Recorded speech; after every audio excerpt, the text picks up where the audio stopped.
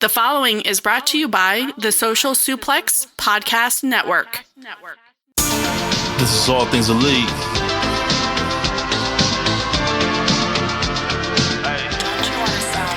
Welcome back to All Things Elite. Load up the pod, man, it's on when we speak. Rich right here, let me warm it up for Austin and Floyd. Couldn't be no one but the boys. When it come to All Things Elite from the fan perspective, swear, man, it ain't no question. Hear from them first. Swear, man, they putting in the work. No, they had to get me for the verse. Social Suplex Network's on. I was at a time in your headphones. Austin and Floyd on the microphone. Backing out on the ring, getting in the zone. Pulling up the show, give it 7 stars, you already know. Who else could it be but the show with the proclivity for positivity? I'm gone.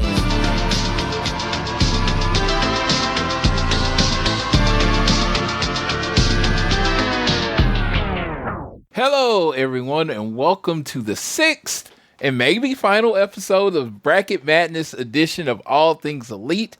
I am your host, Floyd Johnson, and with me, as always, is from a rainy Australia, Mr. Sir Sam. I say Mr. Sir Sam. It's just Sir Sam. You only get one title. It's not Mr. Sir. It's Sir Sam. What's going on, Sir Sam?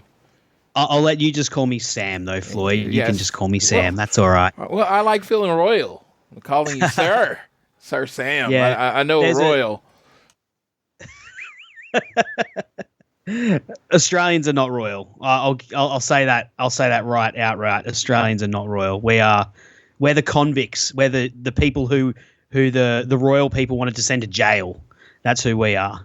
But there's a great poem about Australia actually that starts off the country of droughts and flooding rains. And right at the moment, we're getting some really heavy rain. When it rains in Australia, it absolutely pisses down.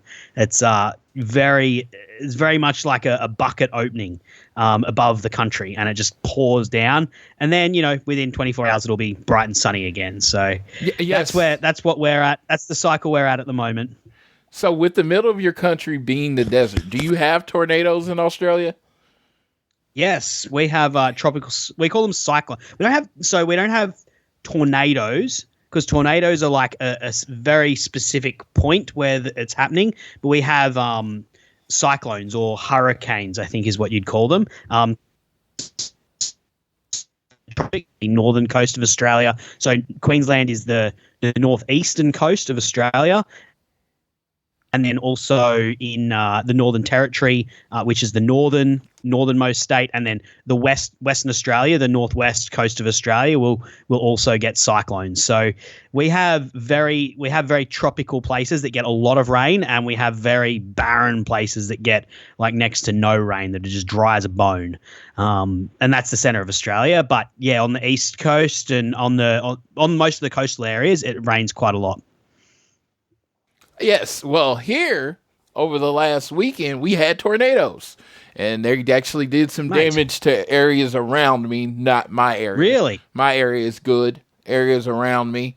Yep. Yeah. I mean, I've been in Oklahoma my whole life, so tornadoes are like an earthquake to California. You just, keep going about your day. I remember sleeping. Have you seen one? Have you ever seen one? I wouldn't say in the flesh, because obviously a tornado is not in flesh, but like have you looked out on the horizon and seen an actual tornado coming your way or heading away from you, or passing by? Yes, absolutely. Mate, that's intense.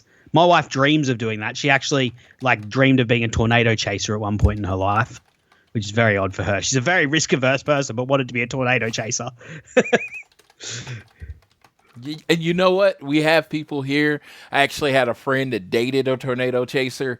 I don't see the appeal of it. Not because it's dangerous or anything. It's just I can watch TV.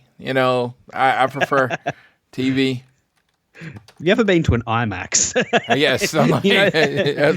Yes. I asked on my Facebook, what movies or TV shows have you rewatched? And I always say this. Shows how old I am. I post something on Twitter, I might get 3 replies. My Facebook blows up. I am a Facebook influencer. Okay. I mean, my Facebook gets work. I get likes and comments on Facebook. Twitter, nothing. Yeah, so I am a Facebook influencer because I'm old. Yeah. When I used to write on wrestling headlines, we'd get people who'd comment on the actual articles, but the most comments would normally actually come on the Facebook posts that would go up on the website. So formerly Lords of Pain turned into wrestlingheadlines.com. It's still a site. You can still go there, but none of my stuff all got deleted. I became a pariah. I'm like Chris Jericho or something from from the Wrestling Headlines universe. But yeah, and you just get the wildest takes. So I can't believe, because Facebook is people's actual name and profile photo, and people say the craziest stuff on Facebook. Like you think the toxicity on Twitter's bad. You should go check the Facebook comments on some of these wrestling groups that are out there. They're absolutely bonkers. Like full of conspiracy theories, full of like absolutely toxic stuff, like the worst of the Jim Cornettes, the Eric Bischoffs, the most ignorant and totally out there and just absolutely rude takes as well. Like people act like animals on there, and it's their actual face and name. I can't believe it, but whatever. It's not my life. You do you, but no, yeah, man, Facebook's a wild place. That is crazy. It's kind of why I left Facebook groups. I'm not really in. I have my own Facebook group. It's called The Club. It was literally my friends just kept messaging me during Raw and SmackDown, and I was like, dude, like my phone's just like beeping. I was like, well, we're gonna have to do something about this. So we did. So I made them like do a little Facebook group so to have somewhere for it to go, and we got like 300 people. But yeah, other Facebook groups, like, dude, I'm a big time football fan. Yeah, I have left groups for teams that I support because people are so crazy. They're just like, it's like, dude, I'm like I'm gonna beat my kids if my team loses tonight or some stuff, and I'm just like, dude, I'm like, what is going on? And and then I'm gonna go tell the player that you got my kid beat because you couldn't score a touchdown. I'm just like, no, it's the craziest, like the world. It's like, but then you can click on their profile and like see photos of these beautiful, loving kids that they're threatening they're going to beat up. Yes. And, their wife's tagged in these pictures, and I don't know, apparently she's just not seeing what's going on Facebook. Yes, and where they work and all this information about. Sometimes, like, if you're really close friends, their phone number and email address is just right there. It's like, hey, dude, are you okay? Do we need to go have some breakfast or something? No, I was talking to Rich and James. I was like, wrestling fans, the hot word in wrestling right now is tribalism.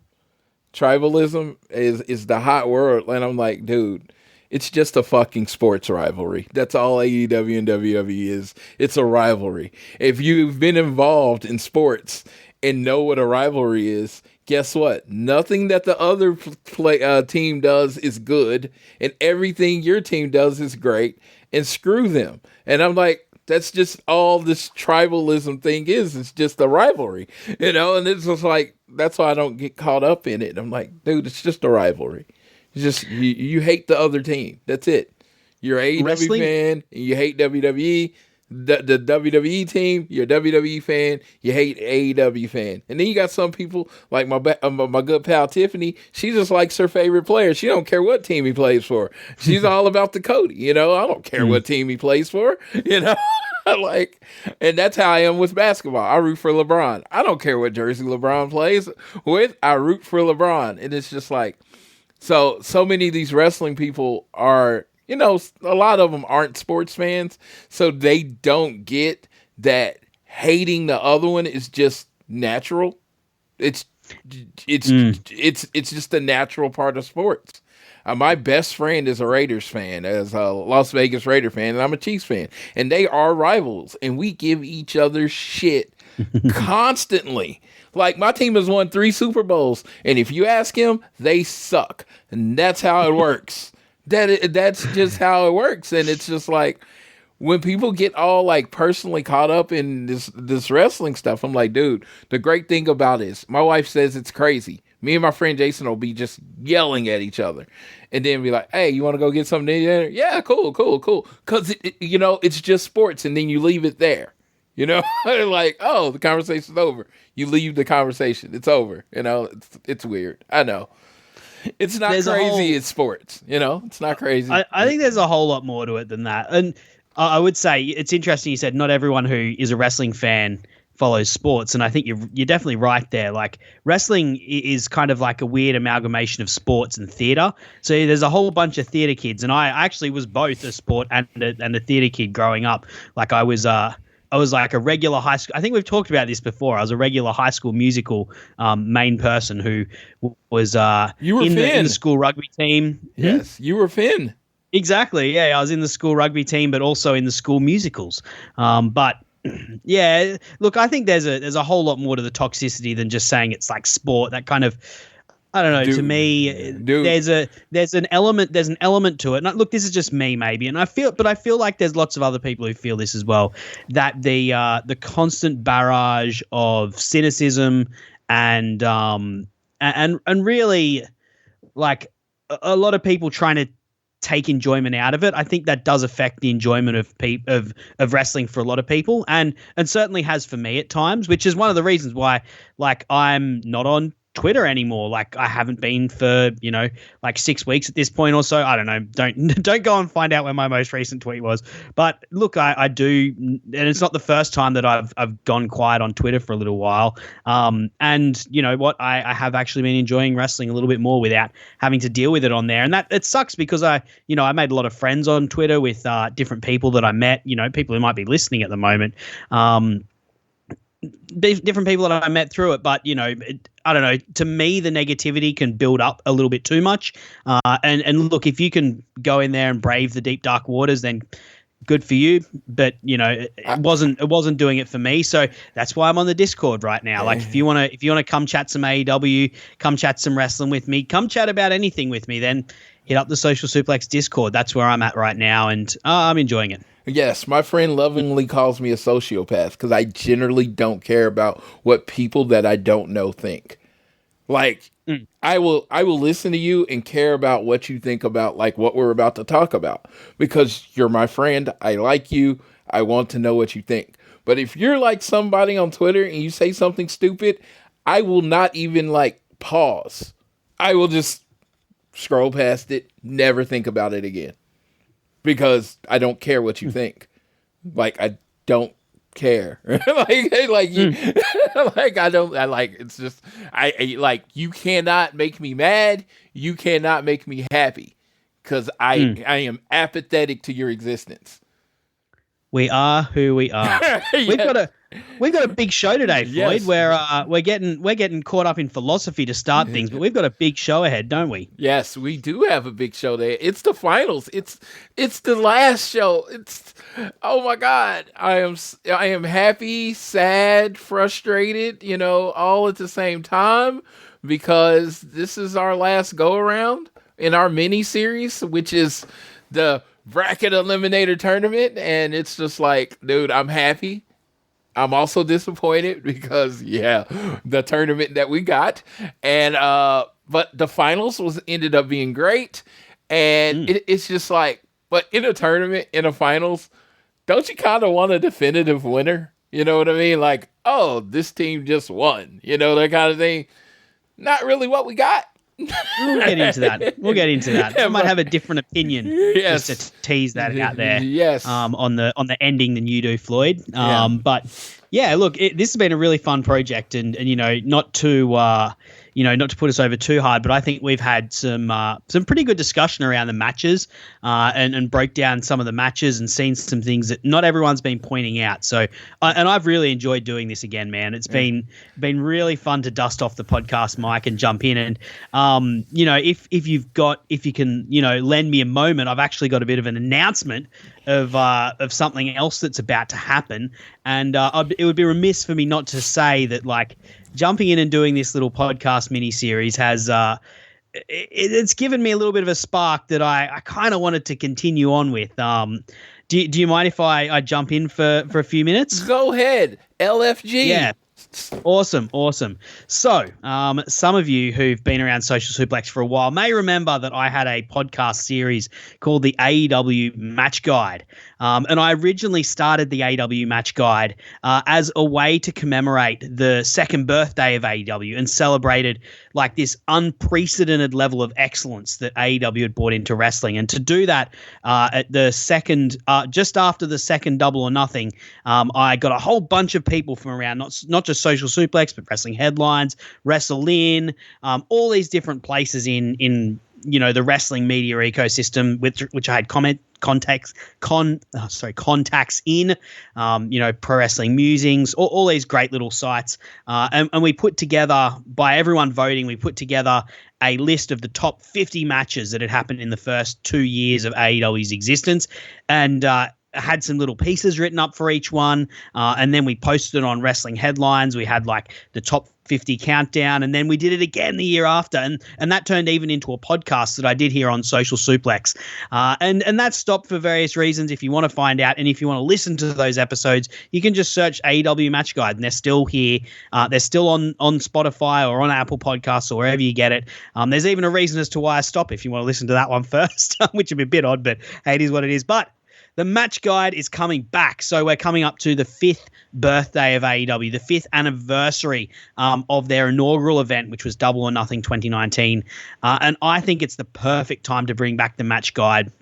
So in the lead up to Double or Nothing, I'm going to be throwing the net open to all of Social Suplex. So not just the great podcast hosts we've got here on Social Suplex, but also the great listeners we've got and the great community that we've got.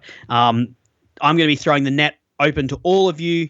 I'm going to be letting you pick your top 15 AEW matches that have happened in the first 5 years of this company.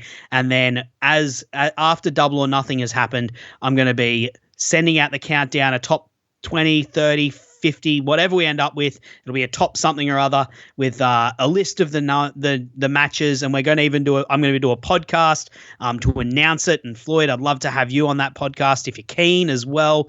And I'm really excited to this because it's what I love to do in wrestling is find these matches, dig into the matches, dig into the characters, dig into the stories. It's what makes me most passionate as a fan, and it's what gets me up. It's what gets me excited as a fan. And so to be jumping back into it, I'm really keen to do this. And as I said, look, to celebrate just this unprecedented level of excellence that we've got, like narrowing this down to a top 15 matches that have happened over 5 years of AEW, it's going to be bloody hard, let me tell you. I'll give you the hot tip right now. I've been trying to narrow mine down for the last couple of days since I decided I wanted to do this. And mate, it is hard. It is hard work because there's like old hidden gems that you'll want to put in. There's, like something from you'll want to have something from the Derby's Place era. You'll want to have something from your favorite pay-per-view. You want to have stuff from your favorite wrestlers, but then there's the classics that we all know and love. And how much do you want to favor those ones over the things that historically are great, or something that you personally love versus something that is, objectively maybe a little bit better, but you personally don't connect with it as much. I love having these conversations. I can't wait to do it. And it's all going to be here on Social Suplex. So stay tuned. There'll be links going out. I'll be getting everyone else, all of the other podcast hosts. I'll be pulling in all the favors I can so that people will talk about it. People will post the links. Definitely there'll be links on the Discords. I'm hoping we'll have a place to talk about who you're voting for and what you're doing for that in the Discord as well. So, mate, I'm excited for this. I'm hoping the listeners get excited for it as well. But even if they don't, I'm going to have fun nonetheless. And yeah, look, throwing the net open to get involved, Floyd. And thank you for letting me, just plug away here, Floyd. Yes, I actually have a plan now because last time I got the system away from me. So what I'm going to do this time, I'm going to do my favorite singles matches, right?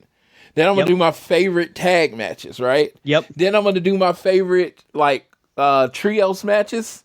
And then the Anarchy in the Arena, Stadium Stampede matches would go with Blood and Guts would go in their own category. And I'm going to put them in order. And then I'm going to combine the list and, decide what I like the most. Yep. I'm just going to tell you, nothing like Anarchy in the Arena and Stadium Stampedes, as much as I love those shows, they probably won't be in my top 5 because I love a good singles or tag team match, just regular old wrestling, that kind of stuff. But I know people who'll be putting Stadium Stampedes and Anarchy in the Arenas as their number ones. So I love that diversity, and I'm looking forward to finding the ways that people nut it down because it's it's going to be tough. Like it was tough when we were just doing 1 year's worth of matches, and trying to narrow that down into a list of 15. But it's going to be rough when you're looking at 5 years worth of matches at the level that AEW's produced. Yes or no question. Yes or no? Was Bryan Danielson versus Will Ospreay the greatest match you ever saw? At this stage, no. Okay. No. Okay. Not close. Not the best match I've ever seen. No. Not. I can say definitively, definitely not. And I'd also say definitively not the best match I've seen in AEW either. Yes. But it's bloody good. It's up there. It's up there. No, I thought I was on that fence by myself, but I was going to tell you something. The people listening are going to catch the end of the conversation. This is actually the 5th anniversary of AEW because it started in 2019. So 2020 is 1, 2021 is 2, 2022 is 3, 2023 is 4, and 2024 is 5 because this is actually the 6th Double or Nothing. Is it? Yeah. I don't know. I'm going to have to go back and check my maths. Hey, we'll call it the 5th. It's the 5th anniversary. You don't have to check your math. I was literally at every show. So I can tell you this. A person that was there. Primary source, baby. Yeah, so I can tell you, like 2020 was the only one, of course, that no one was at, where Cody won the TNT title. But yes, if you do the math, this is actually the 5th anniversary because it's the 6th show. Hey, look, happy days if it is. Yes. But look, as I said, just keep an eye on Social Suplex. Join the Discord because I'll be all over the Discord. I tell you that. Dude, that'll be the best place to chat about things in the Discord because we'll have a specific place hopefully to chat about the match guide. Yes. Jeremy Donovan, answer my messages, Jeremy Donovan. Yes, I'm going to betray a lot of people because Cody's going to be very high on this list, and people are like they hate him because he betrayed. Cody is likely going to be number 1 or 2 in my list as well. So yes. We're talking about this before. So look, as I said, these conversations, can't wait to have them. Yes. I don't want to take too much more time of the podcast because I've got another thing. I've got some more business, Floyd. We're going out. I'm ready. I'm just laying it all out on the line. So Tunnel Talk, we need to have a chat. Now I've been around Social Suplex for a while, and I've really appreciated what Tunnel Talk has brought to the network. However, on their most recent episode, Leah from Tunnel Talk was saying Don Callis called out something to Kyle Fletcher. I think it was Mississippi. I can't remember. Was it Massachusetts? No, it was Mississippi. Leah, this is a classic American, dare I say it, Yankee insult of cultural arrogance. An insult of the highest degree. He said Melbourne because Kyle Fletcher is Australian. This is an insult to a country that has a small but passionate group of fans, not just of wrestling, but of Social Suplex, I might add. So, Floyd, I know you're an American, but I hope you'll stand with me in condemning this insult and demanding an official apology to the good people of Australia from Tunnel Talk. Yes, we definitely need that apology and to show your sincere apologetic nature. I need an Aussie and I need a oi. Okay, that's what we need. We need that on the show. Agreed. Yes, and I also need you to pronounce Melbourne correctly. It's Melbourne. Here, listen closely. Melbourne, not Melbourne. There's no barn in it. There's no barn. It's Melbourne. It's Mel's Buns. Melbourne. Thanks. Yes. Floyd. If Floyd can do it, Leah, listen. I appreciate what you brought to this network, but this insult, it We cannot let this stand. We cannot stand for it. Yes. We cannot stand for it here at Social Suplex. We demand an apology. I'm just Sam's hype man here, you know. Okay. Now that's out of the way, Floyd. Yes. Now that's out of the way. Yes. Everybody needs an Enzo. I'll be your Enzo. Big Sam and Enzo. Big right Sam. Yes. Big Sam, all 5'8" of me. And I stand 5'8" tall. And you can't teach that. I always laughed at that because you can't teach any height. You can't teach someone to be any height. That's such a great line. That's a great line. By the way, Big Bill, what a great him with Chris Jericho. That's inspired. I'm turned a corner on Chris Jericho. Floyd. Dude, I've turned the corner. Dude, it's so funny. After this tournament, we've actually come out with less tag teams than when we went in. It's true. It's true. It's true. Yeah, so it's like, oh, so yeah, you're not a tag team anymore. You're not a tag team anymore. Actually, let's fight in the parking lot. Yeah, that's how much we hate each other. No, but make sure you are following us on Twitter at ATLEpod. I still man that. At Social Suplex. At Austin Sumowitz. At Floyd Johnson Jr. on Twitter. And Sam says, hit him up in the Discord. I am not as active in Discord as I want to be. It's one of those things. It's the weight loss of my life. It's something that I keep saying that I'm going to do, and then I don't do it because I'll put in like 3 or 4 messages. There was an event there was a big moment last week, and I was just like, dude, I gotta go see what the Discord thinks about it, and I went and jumped in for that when like big things happen. But yeah, in general, nah, I'm gonna you do you. Yeah, I'm in the social media. I'm on Facebook. Facebook is my jam. I am old, and Facebook is my main social media. I'm in a couple chat groups on there, and Twitter is like, I just want everybody to look at my dog. Okay, my dog is pretty. My dog is pretty. He's a handsome boy, and I just want people to look at my dog. And so, yeah, that's what Twitter and Instagram for, is to look at my dog. It used to be FTR stand account, but it's really a Winston stand account. That's the name of my English Bulldog, Winston. I just want everybody to look at him and know he's more cute than their dog. So there you go. I'm not on Instagram. Yes. Not on Twitter. You're not going to find me on Facebook, but you can find me on the Discord. Yes. Hit me up. Yes. Let's get into this, Floyd. Yes. Let's get into this. To channel my Mark Henry, it's time for the main event. Yes, because we're starting with the main event, the finals from AEW Dynasty, the finals of this tag team tournament. The last match, we have the people that we knew were going to be in the finals 3 seconds after they announced it. FTR and the Young Bucks. We tried to convince you it could be someone else. We came up with amazing storylines where it could be somewhere else, and it was exactly what we thought it was going to be 5 seconds after. Someone that barely watches the show could have been like, hey, it's going to be FTR and the Young Bucks, and you know what? They would have been just as right as we are. And I feel like I love the tournament, and I love that we've gotten to do this show. But I feel like Tony Khan would have been just as justified to just announce from the beginning, there's two-time champs in AEW, there's the Young Bucks, and there's FTR, and they're going to fight at Dynasty, and then just build it up for 6 weeks. I mean, given what the build, what happened during the build, I'm kind of glad they didn't have 6 weeks of frigging around. Yes. Maybe this was the best way to build it.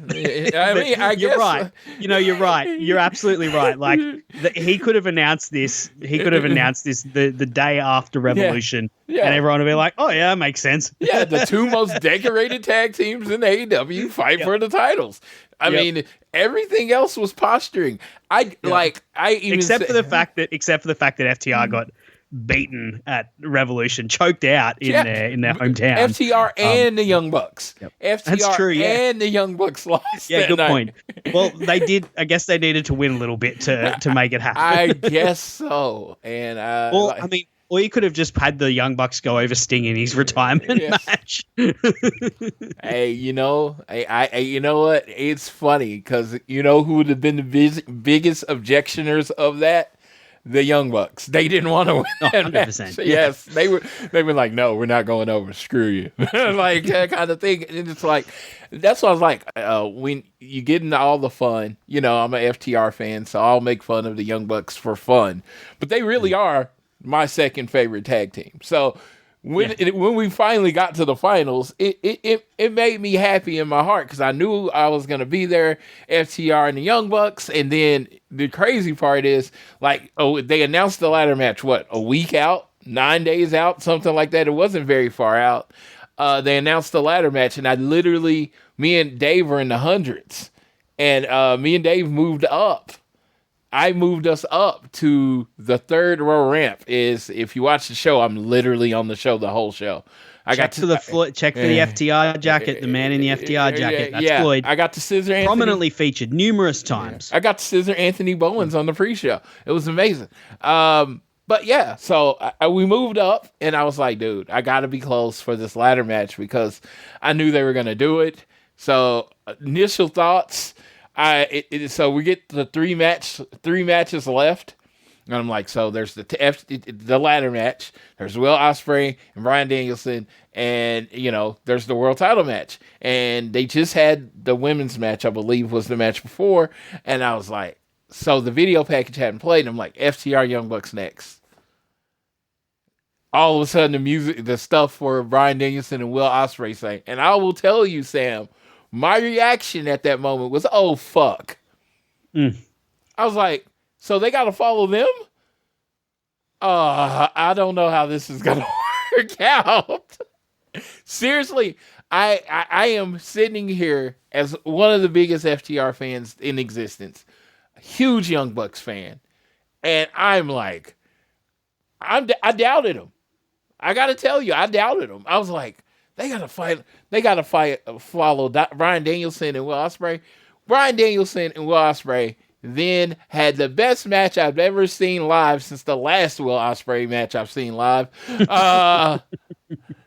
And they put on this like Beethoven level masterpiece of a wrestling match. And I'm like, so they have the match. It's over. I'm not gonna go into that match. I've talked about it on the show. A match so good. I don't know. Incredible match. Did you very emotionally draining match as well. I'm not putting you on the spot. Just asking in general. Did you happen to listen to the show? Me talking. I did. Yes. Yes. I was like a show that made me want to a match that made me want to procreate, so I can tell my children about this match. That's how good this match was. And I'm like, perfect match, right? I do think perfect match. Yeah, absolutely. No notes. So I'm like, so my boys, FTR, bang, bang, yeah. I'm like, I gotta tell you. And it's one of those times where I feel like I failed them because I know fans that have so much faith in their team. They're like, not only are they gonna follow that match, they're gonna top it. I myself, seeing what I had just saw, did not have that same faith. I was like, how are they going to get this crowd? Because the crowd was emotionally exhausted, right? Yeah. I mean, we're not worthy chants through the whole match, standing up, all this stuff. I'm like, dude, how do you follow that match? And I am happy to report, as we talk about the match, I believe they did. Did you have any thoughts going into the match with their spot on the card, sir? Yeah, look, I've not, I didn't doubt them. I wouldn't say I doubted them the way you did, but I certainly was thinking, man, these guys are in a tough spot. Like, someone's got to follow this match, and they've got their work cut out for them because, yeah, it was a very, like, it was because I immediately said, it's not the greatest match I've ever seen, but like the greatest match you've ever seen is a bloody high mark. And this was very close. Like, this is not far off that, right? And the people in the audience there, like, they were all into this match. Like, they helped make this match so great by the atmosphere they created. And that takes it out of you as a crowd. And even though, like I've seen the Wrestle Kingdoms, like I'm thinking Wrestle Kingdom 11, where you've got Takahashi, the final 4 matches are Takahashi versus Kushida, Goto versus Shibata, Naito versus Tanahashi, and then Okada versus Kenny Omega. And like, after each one, you're thinking like, how on earth are they going to follow that? But they managed to. And I think the key is like, not only do you have, a way of moving into the match to help give the crowd like sort of the, excuse me, the little break that they need, but you also have, slightly different styles of wrestling. So this would have had a much more difficult time if it had been a straight tag match. Then I would have been like, actually, these guys are great, but I'm concerned about their ability to do it. But because it was a ladder match, it gives the audience like a different rhythm to sort of go with, because with a ladder match, you do have the ups and downs that you can kind of go with, and you can, I mean, you're not going to be sitting on autopilot, but in some ways, like it is a little bit more predictable in terms of what's expected from the audience in it, and how they contribute to what's on show. And I think because they decided to go with a ladder match in this sequencing of matches, it was a very smart idea, and it meant that there was something different for the crowd to get into, and it meant that they didn't necessarily have quite as tough of a job getting the crowd into it. You know what? And if I would have thought of all of that, I probably would have. I didn't. I just thought, man, they got to follow. I can't even call it a banger. I feel like a banger is such a disrespect. Better than a banger. Yeah, it's an all-time great match. Yeah, it is an all-time great match. Like, So it is an all-timer of a match. Like something that people will look back on in many years' time and think about and talk about. Yeah, so the Young Bucks hit their entrance. They come in, and it's so funny because they have so many fans, right? So many people in Young Bucks stuff cheering for them, and they got to keep that scowl, and they got to keep that face, and we're better than you. And it was a hell of an entrance because they have done something like, because you've done the cocky heel thing with them, right?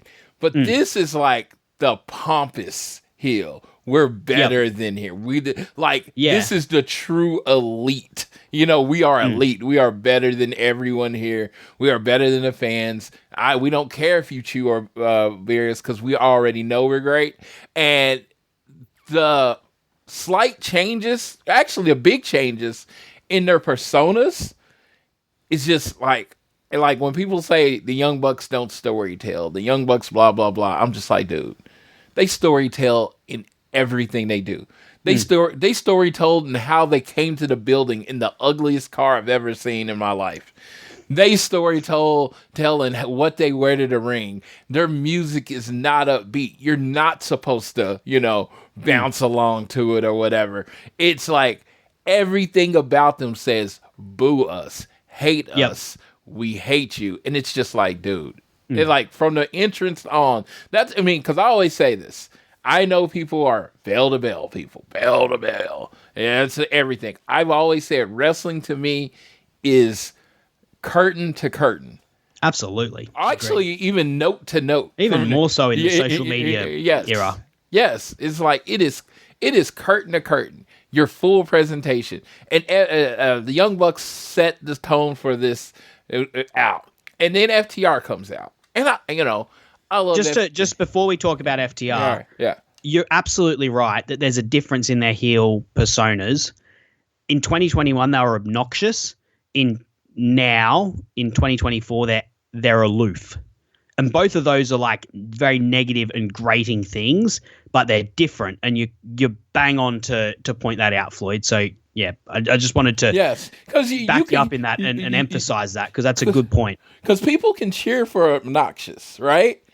And you got that a lot when they were the first heels. People still cheered them, right? It's hard to cheer for aloof because they're not responding to you. If you boo them, they don't respond. If you cheer them, they don't respond. So it's really hard to get behind them, right? So, and then FTR comes out, and you know what? I'm going to say this. He didn't give you a high five, Floyd. I was so disappointed in Dax. No. You were right there. You were right there in your FTR jacket. Dude, so let me tell you about Dax. I hope you apologize. From that note to note thing, that dude is in the zone. That dude is a UFC fighter ready to fight the moment that moment the music hits. It's like I literally stared him right in the eye when coming out of the ring, and it was like he was looking through me. And then after the match, he comes up and gives me a hug. Like it's like he gets in that zone. I don't even reach out. I don't do like when he like Cash. I might give a high five or something, but Dax, he's in that zone. I leave him the f alone because he might punch me in the face because he's so like there, you know. Like it is on when the lights are on. He is on. So it's like always like when they come out. Like I was on the left side, and generally, if you ever watch their entrance, almost exclusively Clash comes out on the left side. This time he came out on the right side. So I was like, whatever. But, you know, there's this moment when they're coming down to the ring, when their music hits, you will notice Cash points. He literally points at me. Even my friend said he saw it on TV because I told him where I would be at the match. But, you know, stage left, stage right, you know. You could be on the other side, whatever. I get it. I get excited whenever I see someone I know on TV, like seeing you guys there, seeing Rich as well. Like he was on the hard cam side. No, you know, he had great seats as well. Next to Barry Bloom, Jesus, dude, he had the family seats. He had the family seats. I ain't gonna roll like that ever. But so they come out, and I gotta say this personally. I feel like there could be something added to FTR's music to make them more announced with authority. It's just such a calm type thing. So you want to cheer, but it's not really loud cheering music. You know what I mean? You know, it's old school. It's like, it's very relaxed. It's like after watching the WWE show, you got you know, like doing the waves and all that stuff. You like, they're a face tag team. You want them to have like face music. You know what I mean? I don't know. That's why I've always said, I feel like their music is more heel music than it is face music. And it's based off the Midnight Express. It's based off the Midnight Express music, which Midnight Express were famously heel. Heels. So I think they, you know, I think I would give them I know they love their music. It's probably never going to change, but I would give them something a little more upbeat to get the fans in it or whatever. With their music, like it go hard all day. It punched you in the face. It was like their music represented who FTR was. They punched you in the face, and this is like. Their music now is like an arm around the shoulder. The thing I'd say is because my immediate thought was, oh, well, you add a beat to it, but that would not be authentic to their character. You don't want that. You don't want that. That would be bad. Yeah, because that's not their characters. You're right that the sort of bluesy rock suits them a bit better, but I didn't like their previous thing. Anyway, look, we did the music bracket. Like, what was that episode? Like 3 or 2? 2 or 3? I can't remember which one. Anyway. It was just like... I don't want to belabor the point. Look, I've got open ears to your thoughts, but I'm trying to think what you could add to it that would not wreck it or not make it inauthentic. You know what you do? Get Rich Latta on the beat. Let him fix it. Because I don't know shit about music. I'll be the first to tell you. Do you want those guys coming out to a hip-hop beat? Like, really? I mean, if you know those guys, you think those guys come out to a hip hop beat? It doesn't go with their character, but they're both very big hip hop fans. Really? There you go. Oh yeah. Anyway, I did not know this. Yes, no. Cash is a huge J. Cole fan. J. Cole fan. North Carolina boys got to stick together. But no, I like Floyd's going in depth. We got one match left, so I'm going to talk about everything. Yeah.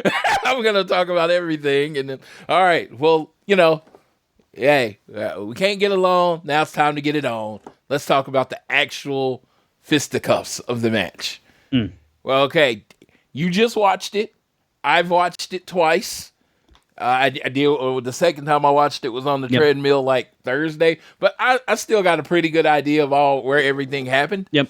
So what did you think about, let's go. What did you think about like the opening moments of the match? Yeah.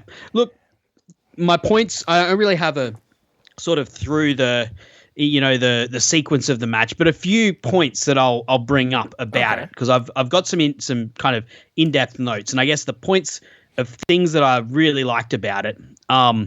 So I liked how they were always trying to climb ladders. So it was either, because with a ladder match, right, like you're either climbing a ladder or you're trying to incapacitate your opponent so they can't climb a ladder.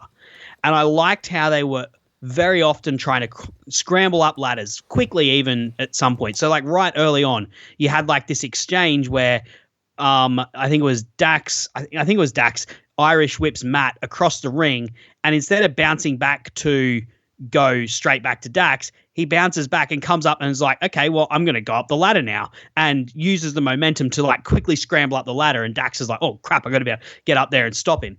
And there was constantly moments like that where they were, trying to climb ladders, and it's key with a ladder match to not forget the goal, because of course, like, you want to have the spectacle and everything because that's what the crowd wants to see. But the goal of a ladder match is to either climb the ladder to grab the thing or be incapacitating your opponent so that they can't climb the ladder, and then you can go and climb it. Or even there was one that was even a lot deeper into the match where the Bucks were on the outside dealing with Cash, and dealing with him and the ladder that they'd set up on the, between the ring and the barricade, and they'd incapacitated Cash. But in the ring, Dax was trying to it cuts to a wide shot, and you see that Dax has set up a ladder in the center, and he's actually just about to start climbing it. So he's seen like an opportunity there while the Bucks are distracted to be like, oh, maybe I can sneak up here and take it while they're not looking. Now, obviously, we're wrestling fans. We know that's not how it's going to end. But within the grander fiction of things, I loved how that they never lost sight of that goal of, you've got to get to the ladder. Like, you've got to get up the ladder. And if you can do that by hook or by crook, then you get up the ladder. Yes, I love that. For the beginning, yeah, that was like, I do want to go, before I go my point, I want to talk about your point. I thought that was so key to the storytelling of the match. It felt like, to me, even though we knew the match couldn't end at the time, they treated it like it could end at any time. They treated it like exactly 15 seconds in, they could get up if someone's not paying attention. There was always that sense of urgency. There was a very much a sense of urgency in the ladder match, and I didn't want to skip over that because I thought it was so important to the story of the match. Because when you're dealing with FTR, definitely there is a story that they're trying to tell. Does everyone always get it? No, but there's a story. The story is, I thought, that the beginning of the match told. Because in the beginning, like the first 3 minutes of the match, the Young Bucks got the better of FTR in every situation. I thought that was beginning. This is the reason the Bucks made this a ladder match, because this is their match. They have been in exponentially more ladder matches than FTR. They are they have made their name on ladder matches. They are the quicker team. I'm not going to say more athletic, because you saw what Cash did in the match, but definitely the quicker team. So they were just one step ahead of FTR at every start of the first of the match. And if you notice, as long as it had to do with the ladders, generally Young Bucks got the best of the interactions. There was like one interaction with FTR, but most of the interactions that had to do with the ladder match, the Young Bucks got the best of it. But when it got to like wrestling stuff, FTR got the best. Like, they hit the shatter machine. When Cash was trying to get up and Dax had, I think it was Nick in the sharpshooter, and he was holding him down so he'd get it. When it was wrestling, FTR got the best. When it was a fight and a plunder match, Young Bucks got the best. So even though the Young Bucks were better in the ladder match, it still ended up even out. But if you actually look at the match, it was a mostly Young Bucks on offense match. Yeah. I also like the level of brutality that this match felt like it had. Like I would say, I think it's fair to say this didn't have like the level of spectacle that, say, the Bucks versus Lucha Bros ladder match had. But I think it had a level of brutality that match didn't have. And that was certainly helped by Dax getting busted open, but also just even with, the way they were using weapons. Like the Bucks at one point had Dax inside a ladder, and they were just absolutely wailing on it with a chair. There was, when the ladder was when Dax had Matthew in the sharpshooter, and they put the ladder on top of him. Cash made sure he kind of like got in his face and like ground Matthew's face into the mat a little bit, just to give him a little bit of put a bit of emphasis on it. And in some cases, like Dax's slingshot powerbomb always looks incredible, but there's just like a little extra zing on it when he did it. And I liked the level of brutality that you had, because part of the build up of this was like, these two teams don't like each other. And that goes back to like a lot of what they've done, but particularly like the Bucks refused to shake hands after All In. And then in the lead up to this, there was, a bit of a war of words where it was made very clear that these are, this is two teams that don't get along. My in character, that is, my secret thought is that they're absolute wrestling nerds, and they actually have a group chat where they're just constantly marking out about like different tag team stuff they've seen. but that's my headcanon of what they're like outside of wrestling. But their characters, right? Like they do not get along, and there was a lot of spite and a little bit of extra sting on the end of a lot of the moves in this. And I liked that they had that, and it sort of set this apart from some of the other ladder matches that the Bucks have had that I've seen, where, like the spectacle level is on high, but it's not necessarily as brutal as this. Yes, the slingshot into the steps where Dax actually got busted open, and then the flip powerbomb where we find out later Dax actually got a concussion. It added a level of violence to it. Like, the extremely violent people, the EVPs, were very much in effect. And Dax and Cash, they've been in a double dug collar match. They're ready to fight. And it was just like, I am waiting. They're going to do it in a match where that moment where Dax is literally just throwing a punch, and then, Nick or Matt is just throwing a super kick. Like, it's like their exchange is punch and fist. And they're like, but there was so many good exchanges in this. They did it, and because it was a ladder match, but it ended up being a TLC match, right? They knew when. Well, every AEW ladder match is like that, which is I think it's good that they just do that. Like, there's no point in having like. You may as well just have the tables. Dude, I was getting to is the timing of when they brought out each weapon. It was like, there was like, in that first few minutes, there was this lull. Like, everybody was trying to get in the match. Like, people knew they were watching something good, but they were trying to get into it. And it was like, but when they brought out that table, it was about 7 minutes in, they brought out that table. That was when the audience woke up. It was like, because there were some good bumps before then. There was some good stuff. But when they brought out that first table, like, oh, this is elevating it. And it brought the audience into it. I just thought that was like, it very few times in wrestling do you have this clear moment where it goes to that next level. And it was like, it was like, that's when it went to the next level. Like, you saw Dax kind of get busted open, and it was like, how much is he bleeding? But when the table came out, it was like, oh, it's on. And then they brought out the chairs, and dude, I just like the way that they use the weapons to enhance the story of the match shows how these two dudes, all four of these guys, are masters of their craft. It never felt like violence for the sake of violence. I'll tell you when I thought the air in the room changed a little bit I think it was Cash Wheeler that changed this match. To me, he was the absolute shining light in this match. And I'll tell you why. People expect like high flying and spectacle from the Young Bucks. People expect Dax Harwood at this point. They kind of do expect him to bleed. Like, that's not that it's a bad thing. Like, I love Jon Moxley. He's my favorite wrestler. I love Hangman Page. He's my favorite wrestler. Those guys always bleed in their biggest matches. It's not a bad thing that they bleed, right? But it's, as you said, like, this was a crowd that needed clicking out, like clicking into the match.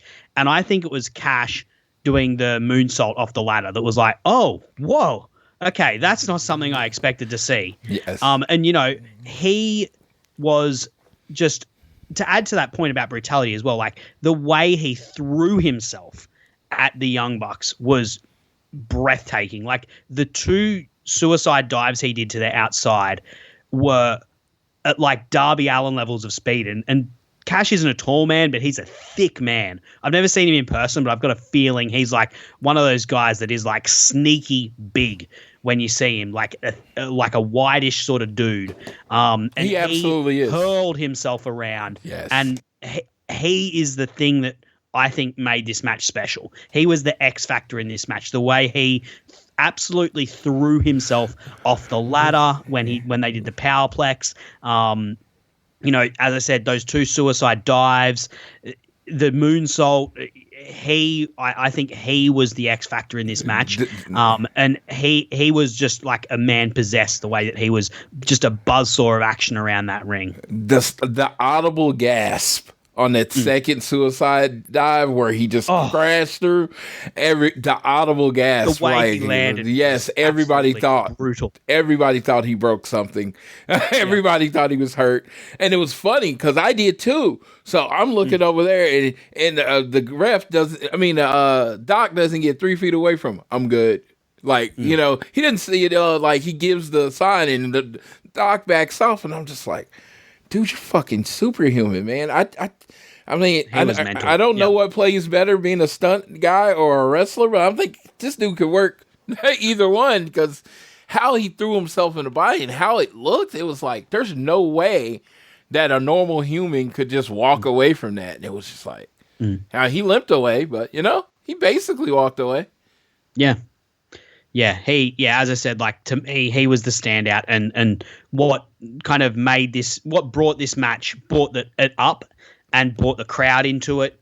And yeah, look, I give him so much credit for the way he performed in this match. Yes, absolutely. And we get towards the end of the match. Again, what sets up the end is Cash goes through the ropes, crashes through a table. That pretty much wipes him out. It's basically Dax with the 2 of them. He takes out Matt, and it's Dax and Nick fighting towards the top. Dax actually gets the better of Nick. Then all of a sudden, through the crowd, you hear like a ruckus, and you see a person in a Sting mask come in the ring, pull Dax down. I forgot if he actually did a move on him. But no, he didn't. He didn't. He just pulled him down. He pulled Dax down, and Nick pulls the referee. Let me say this. Shout out to Cheesecake in the security squad. They jumped right on top of. They jumped right on top of the Jungle Boy, and they get him to the right, and like Jungle King. Thank you very much. And the perfect. Well, excuse me, Jack Perry. Excuse me. That Jungle Boy is dead. Jungle Boy is dead. This is a man now. And he took the mask off, and it was the Scapegoat, Jack Perry, and that smirk on his face. Oh, God, it was perfect. I have never doubted Jack Perry in the ring. If you've listened to All Things Elite from day one, I have never doubted this man in the ring. He is amazing in the ring.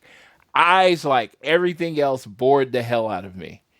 This dude has found something. And it usually happens in wrestling. You usually find something first as a bad guy before you do it a good guy. That smirk, oh my God. Dude, I could build so many feuds on that smirk. I could, it's good. It just made you want to punch him in the face. Like, you could love him, hate him. You wanted to punch that man in the face with that smirk. And then, Nick gets it down and they're dragging him out, and Jungle Boy shoots up the elite symbol, and Nick shoots it back, and I'm just like, oh fuck, this is over. This is they're gonna make some money with this. Like, this is a thing. And like Wednesday hasn't even happened yet. This is like in there, I'm like, okay. Like, I always called him the weakest pillar. Sammy Guevara's moved in that yeah, he's past those Sammy G for now. And Jungle Boy, he is a very strong filler. And honestly, I mean, you can go from Cody, you can go Hangman, you tie yourself to the elite, you are eventually gonna be a star. To the Young Bucks, you are gonna be a star. They're gonna make you. They're gonna get you over. And yeah, I thought Jungle Boy was dead in the water. He went to New Japan, and I was like, oh, he's a House of Torture. No. There was a plan. There was always a plan. And in this plan, we got the new, and for the first ever, 3-time AEW Tag Team Champions, the Young Bucks. Dude, so we gotta throw out the smiley faces. We gotta throw out the numbers. We gotta throw out the stars. If you're a Dave Meltzer guy, what did you rate this match, sir? I'd say probably 4.25 would be where I was like. Look, upper limit for ladder matches for me is probably going to be that 4.5. Like, yeah. I think to get to that true, like, I don't think in 2024, I don't think you can have a truly groundbreaking ladder match. Like, it would take something. I don't even want to postulate what it could potentially do. Young Bucks and Lucha Bros. We've seen, right? Like, that's probably the best ladder match I've seen, right? Like, tagged ladder match I've seen. But even that, like, I don't know. There's just something with ladder matches where I don't think I'd ever go 5 on one, right? And not since, like, I've seen the first time I saw like the TLC matches, which is, largely where we all sort of seen it. I've never seen like something I've seen like logical extensions of that, but I've never seen something that's innovated beyond that.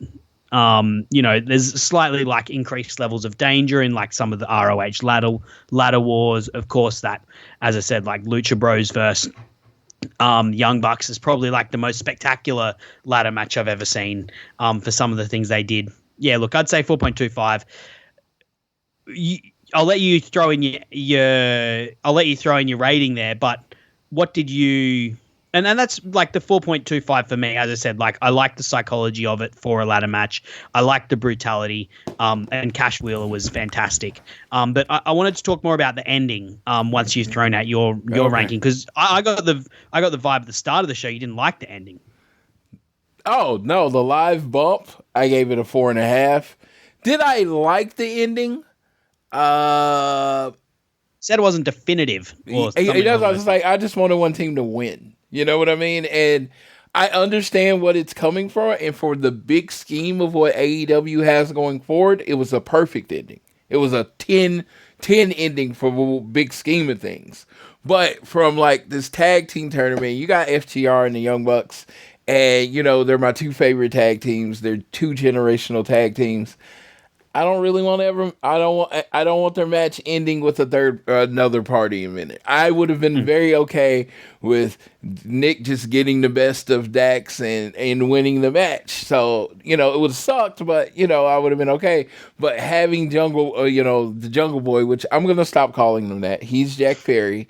He is Jack Perry. Having him begin in it did say, to my tag team pure heart, it was like, oh, somebody else won the match. But for, like I said, now that I know a little bit more about where it was headed, perfect ending. Yep. Yeah, look, for me, I didn't mind the ending. I don't care. Like in a ladder match, people getting involved is, it's par for the course, right? Like the original... Pretty much the original, well, not original, but in TLC 2, like Edge and Christian win because Rhino like literally gets one of them on his shoulders and pushes them up the ladder. And that's the ending. Like I don't mind people getting involved in ladder matches, but the thing that I didn't like, and this might even be like cause to dock a quarter star or something, is the timing was wrong. Dax was at the top of the ladder. He should have grabbed, like, even if there was a ruckus in the crowd, he should have grabbed the belts and then been like, okay, what's going on? It's the most. It wasn't terribly egregious, but it was obvious to me that he was waiting at the top of the ladder for something to happen, which is a terrible thing to happen in a ladder match. The most egregious example of that was when Mustafa Ali was at the top of the Money in the Bank in 2019, literally with both hands on the briefcase, ready to pull it down. Brock Lesnar's music hits, and he has to stand there while Brock Lesnar marches to the ring. Like, surely you pull the thing off and then hightail it, because you can run the opposite direction to the Brock Lesnar's coming in. Like, instead he looks like an idiot. And there was a little bit of that. Like, Dax was at the top of the ladder for a little bit too long for my liking. They didn't get the timing right with it. The reveal, him being involved, perfect. Loved it all, but yeah, the timing was not right for me. And that's why I didn't like it. But I didn't care that, like, someone else got involved and they caused the ending to happen. Yeah, and it's fair. And like I said, it's like I've always said, I always allow my opinions to be flexible. And like I said, after Dynamite, with what happened, I was like, oh, okay, that makes sense. The Dynamite changed my opinion of the ending. It was like, okay, that's what had to happen, to lead to what's going on. So, it is what it is. It did not. The Scapegoat did not take away from the ending. Initially it did, but ultimately, nope. And now as I go watch it back, because, now I'm watching it back, having history after it, I'm like, yes, that makes sense. That's what that's what we had to go with. So that was it. That is the end of the tournament. I got a tear in my eye because this is our breach baby of a tournament. Everything turned out all right, but it was rocky during the middle of it. So yeah. Hey, we won our predictions, right? We both predicted that Young Bucks would win. They did. And again, and it's like, like I said, it's funny because I felt like if you're like a diehard FTR guy, if you're an FTR stan and you're listening to the show and you're listening to me and you're like, I want to hear Floyd stan, right? And I'm like, oh, the FTR should lose. Those Young Bucks politic their way to winning. Yeah, that's what they're down. Like, FTR, they're burying him. Yes, but when you get on here and I'm like, FTR needs to lose. The Young Bucks, the tag division needs the Young Bucks. Every great title divisions are built on a dominant heel champion. So, I mean, like I said, the story finished. The story was able to finish the way it did because Roman was that asshole for as long as he was. So that's what the tag team division needs. They need a Roman Reigns. And who's better on to take that mantle than the Young Bucks? And, and I always say this. I'm like, I love FTR. I love my favorite wrestlers, but I'm always going to look out what's best for the story, what's best for pro wrestling. And what's best right now is that we inject that feeling back in the AEW's tag team division. We need to recapture that feeling because it was unquestionably the best tag team division in the world. I wouldn't hear any arguments. And now it's the best tag team in the world by kind of default because all the rest of the tag divisions suck. and that's true. That's not what I want. I want them to be the best because they're the best, not because every other tag team division on earth is terrible. Which honestly, we got R-Truth and The Miz as tag team champions, and then we got Grayson Waller and what the fuck is his name? Grayson Bloody Waller. And then Austin Theory is tag team champions. I mean, Austin Theory and Grayson Waller, maybe 15 matches as a tag team period, and then it's R-Truth who's lost more matches than anyone in history. But it's like, that's beside the point. I was saying, when you look at AEW's tag division, it's just like, I want it to be the best because it's the best, not because every other division sucks. Yep. Yeah, I agree. You're correct that they are the best, but it hasn't been because they've had a giant focus on it. It's just because they've recruited well and they've got, probably arguably the two best tag teams of their generation, FTR and the Young Bucks, plus, an incredible supporting cast. Some of whom have now broken up, like the best friends, but still, still a great supporting cast. That best friends tag team championship pop. The best friends tag team championship pop is something that I will always miss. I mean, of course they can go back to it another time, but in that 5 years, man, there were some teams that were loved. There was some teams that were liked. I don't know a team more consistently loved by the fan base, outside of course Young Bucks, than the best friends. And Sue, they getting the titles and Sue bringing the titles, like when they're awarded the titles, Sue walking in and giving the titles, and Trent hugging his mom and crying, and Chucky T, and then they do the big hug at the end. That was the moment. That was the moment. That was the moment we should have got. And now it's a lost moment. And you know what?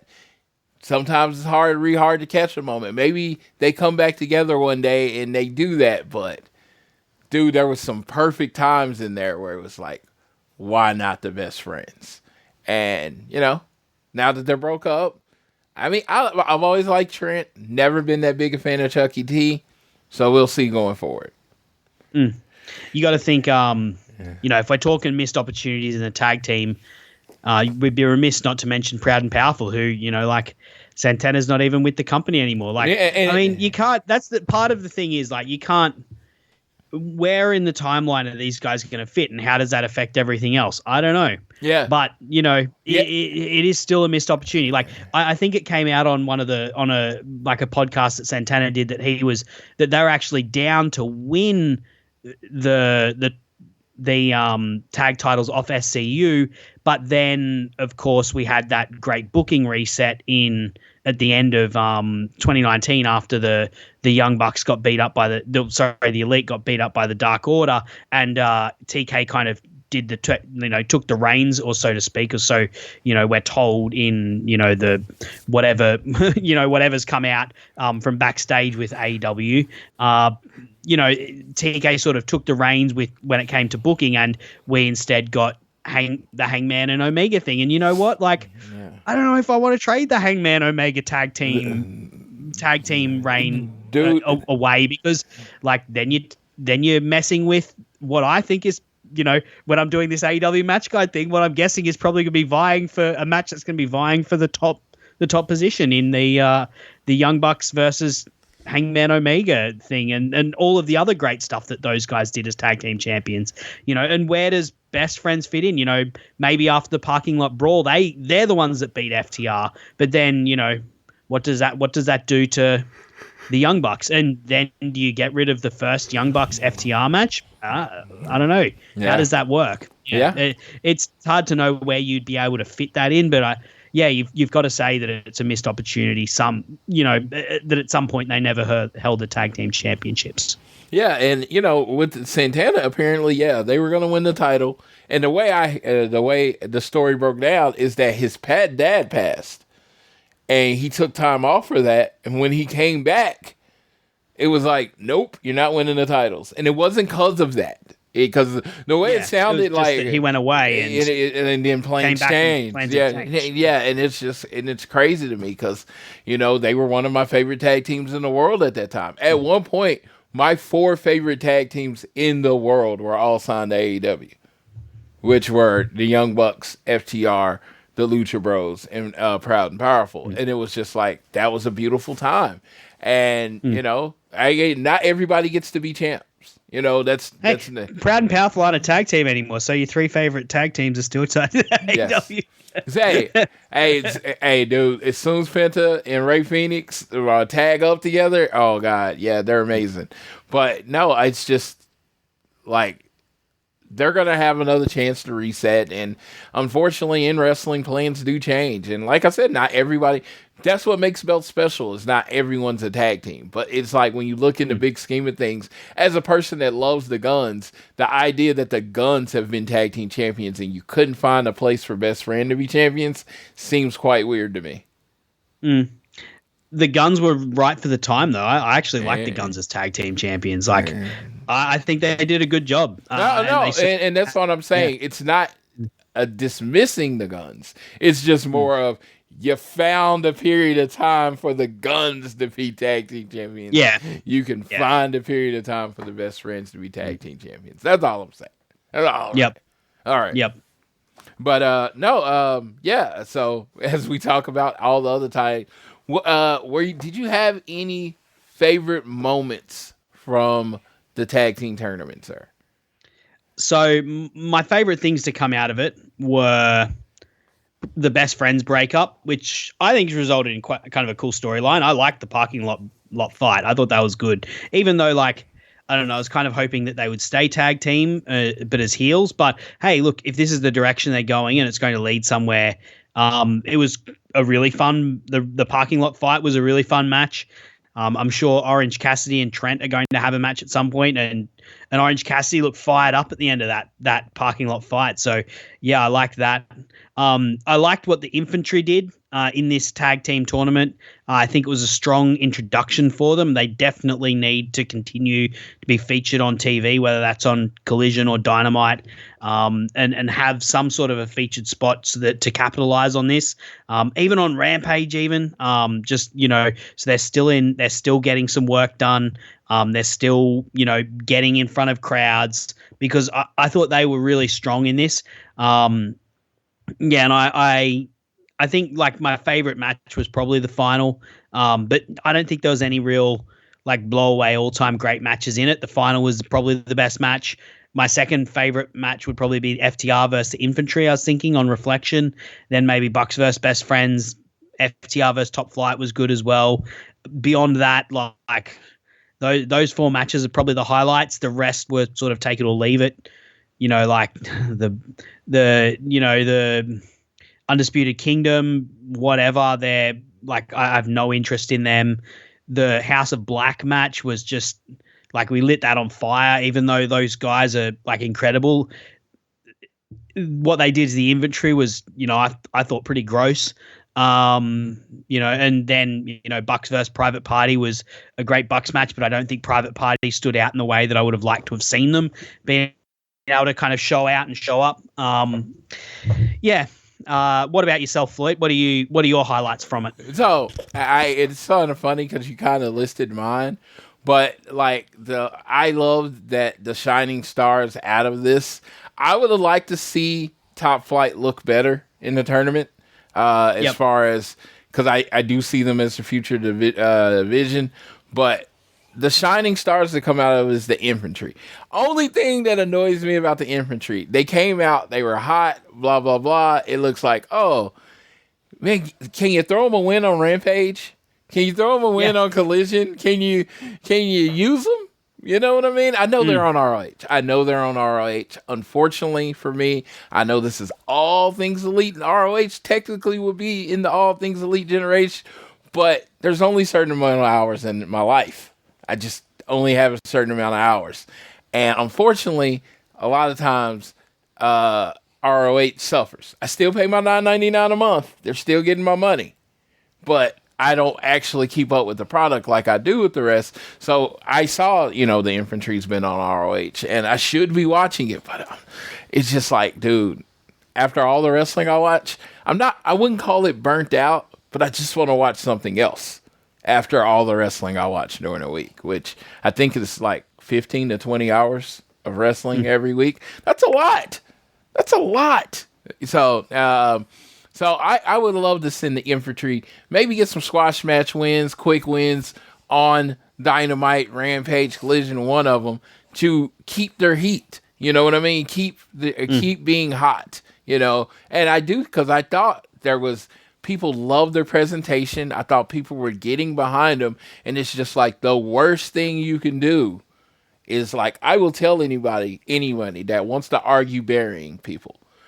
Losing does not bury people. Them going away and not being on TV buries people. Absolutely. Hangman, particularly when you're a young team like the infantry. Yes, Hangman is not buried when he loses the Swerve. He's buried when he just disappears from TV for 8 weeks, and you're like, what the fuck happened to him? And it's almost like he has to start over with your presentation because they've been gone for so long. So that being said, it's like I want them to keep the infantry fresh. Top Flight, we need to see them more on TV and not in trios. I love Action Andretti. I think Action Andretti is super talented, but you're building the tag team division for the future. Top Flight, Private Party should be stacking wins. They should be stacking wins on your shows. And it's just like there's sometimes where you can bump a match to get them, shorten a promo to get them in. But do what you got to do. I mean, y'all are the experts. I'm going to let y'all do what y'all do, but yeah, you got to keep your young tag teams in there. You have to treat the young tag team division just like you treat the young singles division, where you have Kyle Fletcher just on TV every week, on TV every week. You got to keep Top Flight and all of them on TV every week, and hopefully getting some wins. But FTR versus... Can I just jump in there? I disagree with you about Top Flight. Right. And I'm happy seeing them in the trios, honestly. But my pitch for the trios, I think the trios and the tag teams need to be differentiated. So my pitch for the trios would be to have teams like Top Flight and Action Andretti going up against like Luchadors to open Rampage or to open Collision, and it just be this like hot title that's constantly changing hands, constantly going to like a random grouping of singles wrestlers, and they hold it for like 2 or 3 matches, and then it changes, and it's just it bounces around quite a bit, and it probably doesn't mean a whole lot, but it's just an exciting sort of thing that they have these fast-paced, exciting matches, and Top Flight could be a key part of that. But that's just that's my personal thought. But they could do that while they're doing tag team matches at the same time. Like you could have them potentially bouncing around both divisions, with Action Andretti jumping in when they're in trios. Yes. And my tag team partner, Winston, just came to visit me, and I love him. He just made sure, I was getting a little amped. He was like, you all right? You all right? I'm like, yeah, I'm all right. But yeah, so the infantry, I felt like the infantry should be somebody is focused. I like their performances in it. I felt like their 2 matches told 2 very different stories, and I thought they told the best story out of it. Top Flight stepped up against FTR in a spot, apparently, if you believe the rumors, they weren't supposed to be in. They ended up having a really solid match. I wouldn't call it great, but I thought it was a solid match, because I don't think outside of the main event anything was great. I think there's various levels of good to mid. I don't think anything was bad, but good to mid. And the House of Black thing was like, dude, I have never seen a person less put over in the win than the infantry. They just kind of fell, so no. But overall, like, if I was giving the whole tournament a grade, I'm going like C-. Yeah.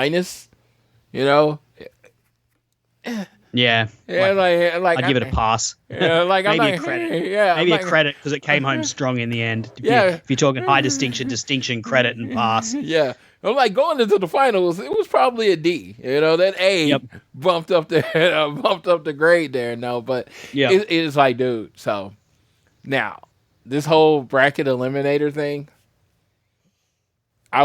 it's weird because I was so not happy with what happened this year. But I do think it should now be a yearly thing. Maybe the number one contender comes out of it, and it leads into Dynasty.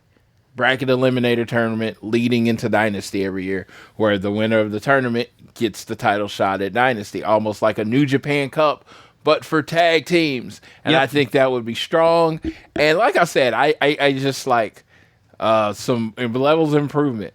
Bring in outside tag teams. Bring in independent tag teams. Like, I mean, FTR loves the Dawsons from the South. He could have brought them in. Fly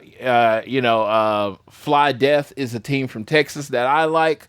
There are so many like fly the astronauts in, bring in Bishamon. Yeah, bring in Bishamon. Dude, just, give us a tournament. I mean, put the same energy that you did in the C2 into the tag team tournament. Because I think when AEW puts their energy into a tournament, an event, it's always a banger. And you can always tell when they do something and it doesn't get all of their energy.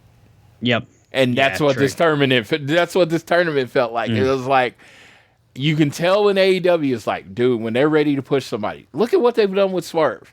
I know he did a lot on his own, but when they decided he was the guy, it's been great. And it's just like, when they decide something's good, it's usually amazing. You know what I mean? And so it's like, if they decide they want this tag team tournament, this bracket eliminator to be great, it's going to be great because they have the talent, they have the brain power to make it happen. Just do it. Just do it for little old me. Yep. Just do it for me and Sam so we can do another. You know what? We do another mini series next year and we be like, this is what the fuck we're talking about, and get really excited about it. Because, dude, I'd love to do it. I'd love to do that, dude, Floyd. I wear the cape. I am the Superman. I wear the cape for tag team wrestling. I fucking love it. So I'm going to keep stomping for it until, it matters. Because I do believe the mission of the Young Bucks, when FTR first started, that tag team wrestling can be main event wrestling. And we proved it at Revolution. Tag team match was the main event match. And I cannot wait until FTR and the Young Bucks in some kind of dog collar match, street fight, whatever you want to do, is the main event of a pay-per-view. There's got to be money in a Lucha Bros Young Bucks mask versus hair match at some point as well. Dude. Like Nick, and it's got to be soon because Nick Jackson's holding on by on by a thread. Yes, that man needs to be in that match within the next 18 months. I think. Nick is as a bald man, I say this. Nick is chasing Dax real hard. He's like, Dax, I'm coming for you, boy. I'm coming. So what else? So all right. So we've talked about tag teams. We've talked about the tournament. It's beautiful. Now this is honestly what I've been waiting all week for, because Sam brings levity to me. I'm a little hyperbolic. I get a little excitable. I love the WWE versus AEW rivalry. I want to see the world burn a lot of times. I just love when people are going at each other. It brings a little college football for my professional wrestling. Sir, so a lot has happened with our fearless leader, Tony Khan, over the last couple weeks. And let's start with the first thing he did before the Angle. No, I guess it was after the Angle. So the Angle. Let's set it up. Dynamite, into Dynamite. We found out during Dynamite that Jungle Boy or Jack Perry wants to go to the ring and shake hands with Tony Khan and get reinstated. They shake hands. They hug. Jack Perry gives a call back to Christian when he turned on him. He smiles into the camera while hugging Tony Khan and then punches him in the stomach with a microphone. And Tony Khan's all 140 pounds of soaking wet of Tony Khan is on the ground screaming, and he's in pain and he's twitching. And then the Young Bucks and Okada come down to the ring, and just like, it looks like what are you doing? They got their hands in the air and they're like, oh my God, what'd you do, Jungle Boy? That's our boss. And then they pick him up, and Tony Khan's on his knees, and I was like, are they about to EVP trigger him? No, that's not appropriate enough. No, they pick him up, and like the very small man that he is, they easily flip him over. Nick gets to the top. He does the flip. Boom! Oh, before he does, Okada with the Scott Hall point, a la NWO, to Nick Jackson that's waiting at the top. He does the flip. Boom! Tony Khan Driver. They renamed the Tony Khan Driver with the intent of one day giving said driver to Tony Khan. Oh my God. Like all this stuff, all these pieces started coming together. The EVPs were setting up Tony Khan for failure. Tony Khan's carried everybody's out. All the lower level good guys come from the back. They're putting on the neck brace on Tony Khan. Then we get a appearance from the ever elusive Shad Khan, the actual owner of AEW, and Tony Khan. And dude, let me tell you, he has this look and this worried and disgusted look on his face. I don't know if they didn't tell him what was going to happen or this man has done a little acting. I thought his expression was perfect, and his mustache is a 12-star mustache. One of the great lines I heard in response to this, because I listened to a few podcasts, but post-wrestling, I can't remember if it was Wei Ting or John Pollock, said, "You don't grow a mustache like that if you don't have a pro wrestling promo in you." Yes. Yes. They want to hear more from Shad Khan. Yes. Yeah. Look, I don't know. My initial reaction is I don't like TK being on TV. For numerous reasons. He's a terrible actor. He's terrible actor. He's not a stunt performer. He looks like a little dweeb in there. Like he's not a powerful presence. He doesn't have an aura or presence about him. He looks like, like a dweeby little nerdy son of someone important. And he's like, that's what he looks like. And that's kind of what because, as I said, I'm off Twitter, but doesn't mean I don't go into the grifters tweet threads on the Social Suplex Discord and for just a little taste of what some of the worst people in the IWC are saying. And that's the stereotype of him. And he looks like that. Like he really does fit the stereotype really well. It's unfortunate. It really is unfortunate. But I think he's a really smart dude, but he doesn't look like a great wrestling presence, and I don't like him being on TV for that reason.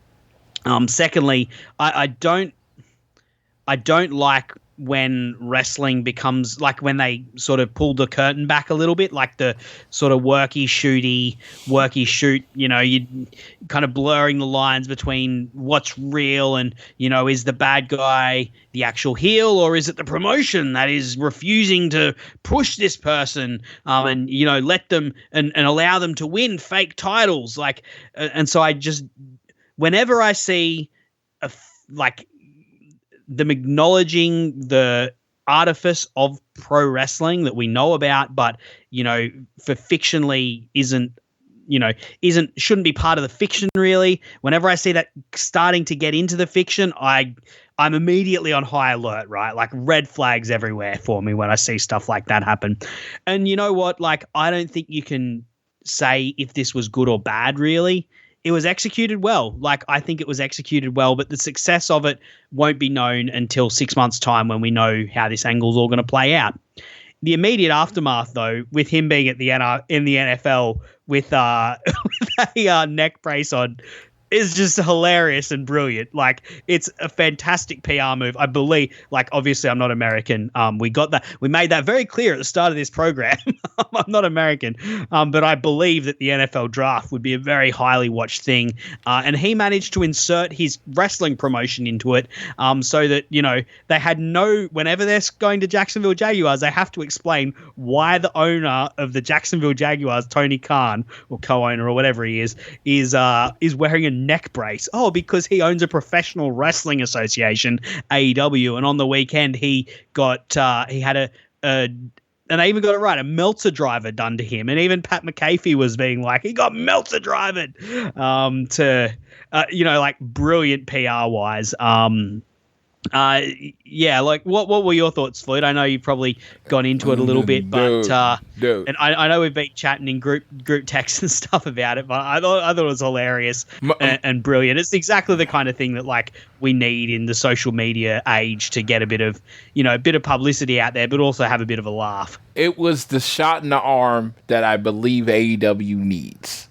I felt like AEW had been out of the public face for a while. I didn't feel like it had been talked about on the NFL Network. Like all the spots that you were hearing it talked about before, during the early parts of AEW, you weren't hearing it talked about. And the fact that it became like the topic of conversation, it was like, to me, they already won. It doesn't matter what comes from the storyline. People are talking about AEW again. There are going to be some people this week.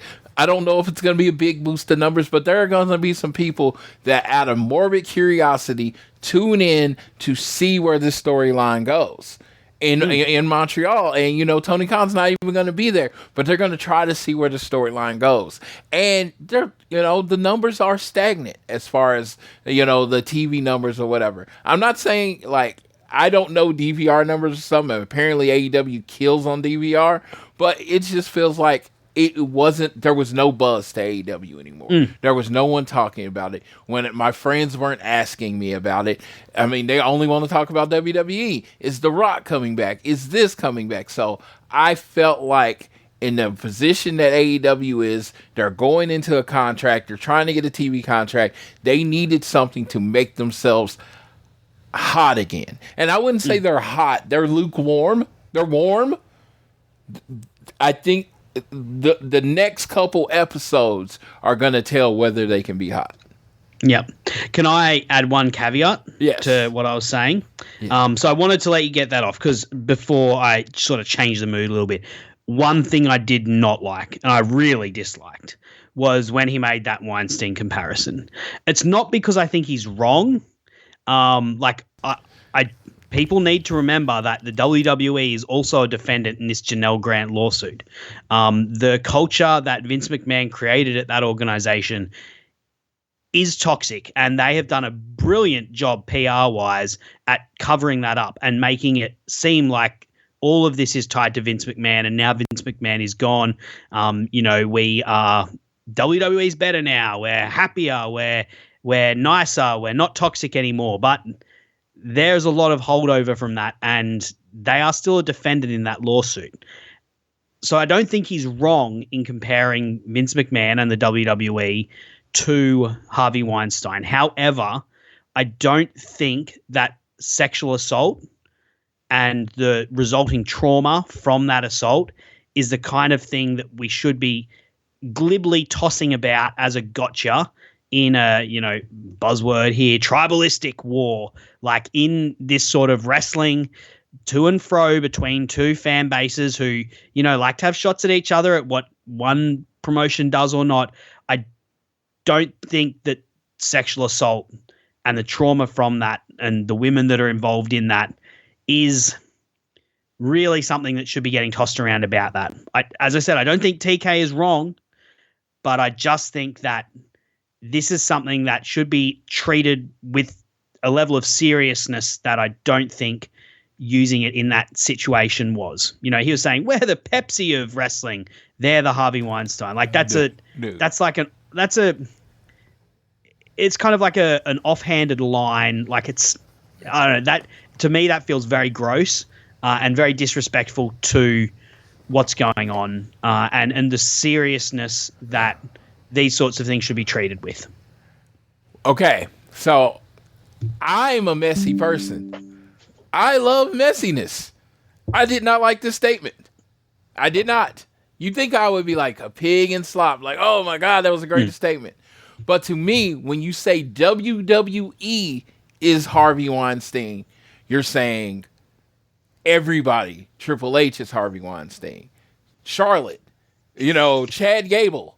You're saying everybody in the company. Hey, they're independent contractors. They don't work for WWE. No, but they represent it. And you're saying it. Yeah. You're saying it about everybody, and that's what I don't like.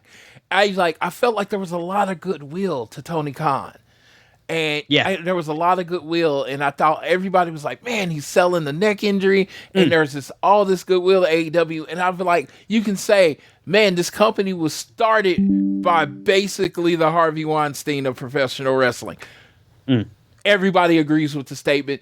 Nothing is negative, blah, blah, blah. But when you say WWE is the Harvey Weinstein of professional wrestling, I don't know. Like I said, it's not something I would say. it made me uncomfortable, and to me, it took away some of the goodwill that you had built. And I agree. I agree that some of the things that they do, like, it's needlessly polarizing, and there's a lot of goodwill amongst WWE fans towards WWE at the moment. And one of the things that I've seen noted about AEW is I'd kind of like to get into AEW, but I don't like the way that Tony Khan conducts himself. And what it is they want to be able to be fans of both. And when you're saying things like that, it like to someone who's like sort of more into WWE, they might see Tony Khan doing that and be like, oh, that's funny. That's interesting. I like that. And that sort of builds some positivity towards AEW. And then Tony Khan says something like that. That person, blinds down. Nothing's changed. And that's my problem. It's like, dude, it's like, to use a movie reference, if you've ever seen Talladega Nights, The Ballad of Ricky Bobby, there's this time where Susan is giving Ricky Bobby this amazing speech talking about, the car is his Excalibur and it's a sword. And then Glenn comes in and he says some dribble and he's like, everything cool she just said, you just ruined it. Tony Khan, everything cool you just did, you just ruined it. And it's just like, I don't know. I don't feel like he ruined it because I do feel like there's a staunch AEW fan base that's behind him, but I'm like, dude, we gotta get some people that don't normally watch AEW on the AEW side because you have to grow. Companies are either growing or are they dying. That's how it works. So I don't know.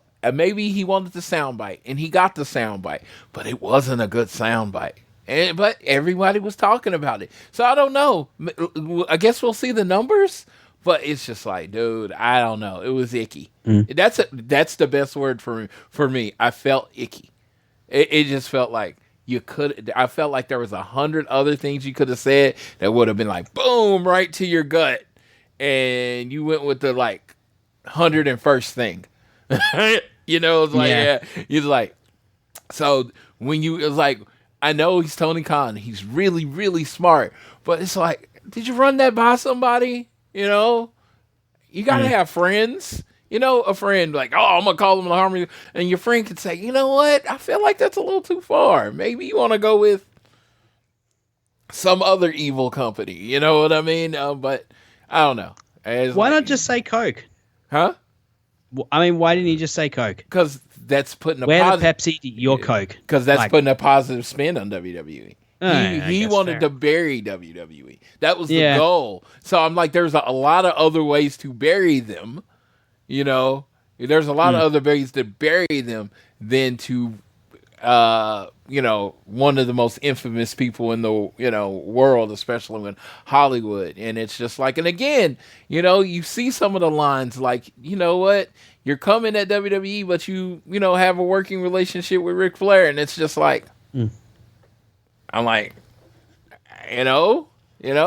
accusations been out there, So like I said, I tried to, in this case, I'm not trying to look at it from my eyes. Because again, I like the mess.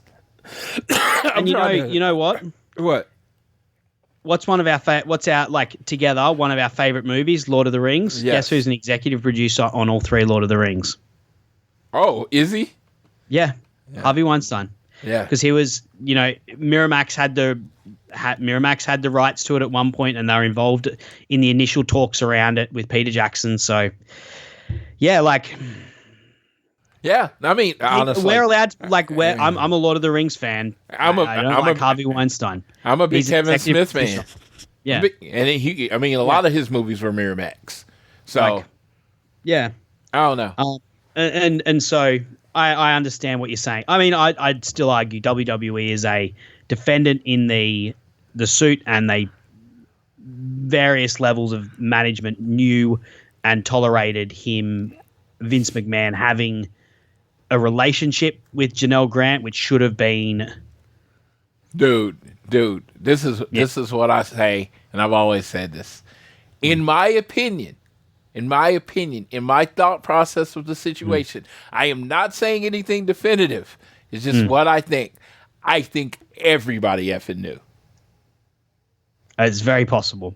I do. I just think What are you going to do? He had 80% of voting stock, dude, or something like that. He's Caesar in Rome. He was Caesar in Rome.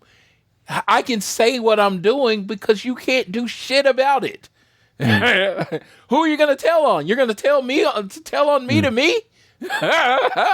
Call HR. It doesn't excuse the rest of the company, though. Yeah, no, I don't think. And I, as I said, like, I don't think he was wrong to point that out. I don't think the comparison is wrong, but I don't think it was the time to do it. Yes, for various reasons. It made the NFL Network people they were so uncomfortable, and it was hilarious. Oh. And their reaction was hilarious. I'm not talking about what he's saying being funny. I'm talking about their reaction was like, I have no thoughts on that. I have no comeback to that. This man has said something that I did not expect, and I don't know what to say about. Yes, he could have went a lot of ways, and he went. Moving on to the next draft pick. Yes. So we're gonna talk now as we move on, because I wanted that in there because I knew it could have. There was a chance it could get dark, so I want to end on something a little lighter, a little back to wrestling, a little back to actual in-ring wrestling. The Young Bucks, tag team champions, under this Chapter 2, Version 2, whatever they're calling this of AEW. We've heard rumors of a Detroit-based tag team making their appearance. We then saw on this week's Collision, my boys from the UK, the grizzled young veterans. So we saw them. Who do you think? The Acclaimed are back in the tag team division. Max Caster doing his thing, pissing off the internet. It was amazing. Who do you think is going to be the Young Bucks' first challengers? You're going to hate this. You're going to hate my suggestion. Who? Okay, so I think to continue to help these characters develop, these management characters, we want a couple unionists, a couple working class heroes to go up against them. So I penciled down. You could put a number of things, but the two that I would pick, if I could have my pick of the litter, would be Eddie Kingston and Mark Briscoe. The team of the realest of the real, working class heroes. Like Eddie Kingston talks about being a union worker on construction sites in New York. Mark Briscoe is a chicken farmer. These guys have got no time for middle management dickheads like the Young Bucks who, are trying to go on their little power trips and their little power plays. So that's who I want to see them go against. That would be my pick if I could pick of the litter, because I think the character contrast is where it's at. And when the working class blue collar grifters aren't going to be FTR anytime soon because they just lost, I would pick another team, and Eddie Kingston and Mark Briscoe represent that to their core. And I would love to see that as character contrast. And that both these two guys love the Young Bucks as well, have had multiple matches against the Young Bucks that are absolutely fantastic in the past. So it would also be a great match as well as a great character contrast. That would be my pick. Who have you got, Floyd? Well, and what do you think of mine as well? I really like your pick as a great first tag team. Double or Nothing, that would be a good spot for him. You got two people that are already singles champions, and Eddie Kingston, nobody picks up the mantle other than like John Moxley. Nobody picks up the mantle for being an AEW guy like Eddie Kingston. He is an AEW guy. He feels like, if it wasn't for AEW, he wouldn't even be wrestling anymore. So as the team concept guy, the team AEW guy, yeah, I could definitely see Eddie Kingston pulling that off. I'm gonna go with the marquee matchup. I'm gonna go with the dream matchup. I'm gonna go with Generation Me versus Young Bucks. Generation Me is when the Young Bucks and Motor City Machine Guns battled. So let's pull that out. Let's Tony Khan, in an attempt to get revenge on the Elite who came after him, brings on one of the tag teams that the Young Bucks, before they were popular, had the most problem with, that beat them the most consistently. the greatest tag team in the history of Impact Wrestling.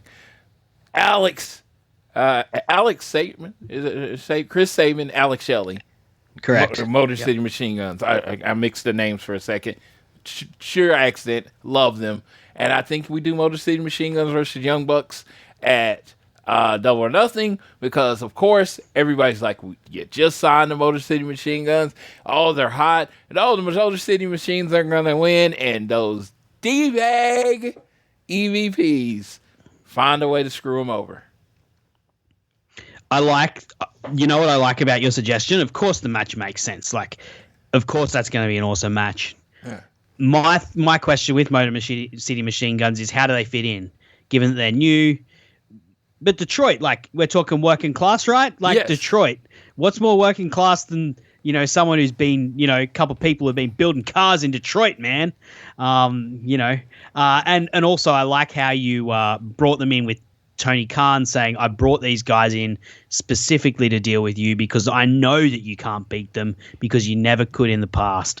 Because it sets up, it sets that up. I like your suggestion there, Floyd. If that's how they do it, then I'm all for it. Of course the match is going to be great. But your suggestion of how to bring them in makes perfect sense, and keeps the story flowing and keeps things going along in a nice way. Because, Tony Khan's going to, go evil rich man. He's like, the one thing I can throw at this problem is money. Yep. The one thing I can throw, I have plenty money to throw at this problem. That's the whole thing with this. Tony Khan's not going to, he's not going to try to attack them. They're like, dude, rich people don't attack people. They pay people to attack people. So, no, this is, I could even see Tony Khan by the end of this being the evil one. There's a lot of ways. God, I hope not. There's a lot of ways it can go because because of his position or whatever, he can definitely hire, he can have people as his mouthpiece and not be actually on screen saying this shit. But you know what? Hey, we'll see. I am open to anything. I just I went with the Motor City Machine Guns, but my backup would be someone like Top Flight, somebody that crowd will get behind to beat the Young Bucks, and the Young Bucks will fuck over, and that would make you hate the Young Bucks even more. So, looking forward to that. But that's who he thinks. So, sir, time for a bittersweet moment. It looks like we have reached the end of this journey, sir. I'm getting a little teary over here because I have had a great time doing this. Thank you. Coming out of retirement, out of your, I wouldn't call it a temporary hiatus from the podcasting world. I did say on my final podcast on the Match Guide that never say never. And I definitely left the door open for that. So, but Floyd, don't cry because it's over. Smile because it happened. Yes. That's how I feel about the tournament. Now, did I? I've loved this. I've had such a ball. This has been so fun, and we've gone long tonight. And I don't care. It's just been fun. Yeah. Some people will reverse it. And they'd be like, "Don't cry because it happens. Smile because it's over." When it comes to the tag team tournament. That's it. Maybe we should leave on that thought, even. But I need to plug the Match Guide. I've received word from the captain while we've been recording this, Jeremy Donovan. The AEW Match Guide section is back in the Discord. I'll be posting a link there where you can get your votes in. I'll be announcing it soon. Probably not tonight. Maybe in a little while. Probably in 24 hours time from now. So this podcast will probably be out, but go into the AEW Discord. If you're not in the Discord and you don't know how to get into Discord and you still want to vote, hit me up on my Gmail, sambrownmedia@gmail.com. If you want to vote in the AEW Match Guide, counting down the greatest matches that AEW has ever had, a celebration of unprecedented excellence that we've received over the last 5 years. And thank you for reaching out to me about this, Floyd. It's been an absolute pleasure. I'm so glad you thought of this, covering this tournament this way for me. I wouldn't have thought of doing it, to be honest, and I'm so glad you came to me, and I'm glad I said yes and I've had an absolute ball, mate, and I'm looking forward to doing future projects with you. Little one shots like this, or little limited run series like this. Dude, you're gonna have to do a best match series at the end of the year just on Will Ospreay matches. Dude. This is why we get multiple people's opinions. So it doesn't all rest on my opinion, because there's definitely more valid opinions out there than mine. Dude, and you know what? I appreciate you. I told you, I legit, because of the first match series, became a fan of yours. I was like, just outside of friendship, outside of you say, I'm just like really enjoyed how you put together the brackets, how you covered the shows, the people that you brought in to get a fresh take, your fresh takes on wrestling. So I am as excited about as anyone about the Match Guide. I am going, like, as much as I might be on an episode or something like that, I am going to be listening just as hard as a fan, because honestly, it was probably my favorite wrestling podcast other than, Dex.